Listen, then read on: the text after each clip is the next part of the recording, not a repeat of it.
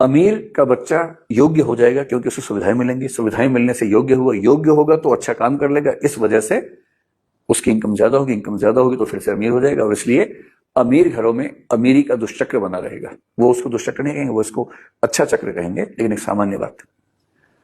अब इसका विपरीत देखिए कि एक व्यक्ति गरीब है, पुअर है, गरीब घर में पैदा हुआ है, फिर बाद में उसका एक बेटा हुआ ए नाम का। क्योंकि ए गरीब है इसलिए उसको अच्छी शिक्षा नहीं मिलेगी, अच्छी शिक्षा नहीं मिलेगी, बचपन से उसको काम करना पड़ेगा, किसी चाय की दुकान पे उसको छोटू बन के चाय बेचनी पड़ेगी, पढ़ने का तो मौका मिलेगा ही नहीं। और इस वजह से ये बच्चा बहुत एबल नहीं हो पाएगा, ये आप कह सकते हैं कि अनेबल किस्म का बच्चा, अयोग्य किस्म का बच्चा होकर रह जाएगा। और जब ये अनेबल हो जाएगा तो सीधी सी बात है कि इसको अच्छी नौकरी मिलेगी नहीं, और इसलिए इसके इनकम का लेवल बहुत कम रहेगा।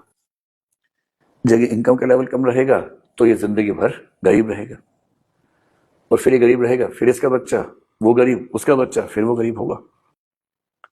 एक आध बच्चा संयोग से इस दुष्चक्र को तोड़ देगा, अखबारों में बड़ा बड़ा छपेगा उसके बारे में, और लोग ये भरोसा कर लेंगे कि गरीबी से हर व्यक्ति लड़ सकता है, जबकि ये बात सही नहीं है।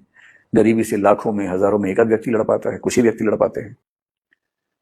और इसका मतलब ये हुआ कि जब आप मेरिटोक्रेसी की बात करते हैं तो आपको समझना पड़ेगा कि मेरिट आमतौर पर जन्मजात नहीं होती है, मेरिट का ज्यादा बड़ा हिस्सा माहौल से आता है। और क्योंकि समुदाय में, समाज में बराबरी नहीं है, इसलिए जो लोग बेहतर स्थिति में हैं उनकी हर पीढ़ी में योग्यता और अमीरी पैदा होती रहेगी।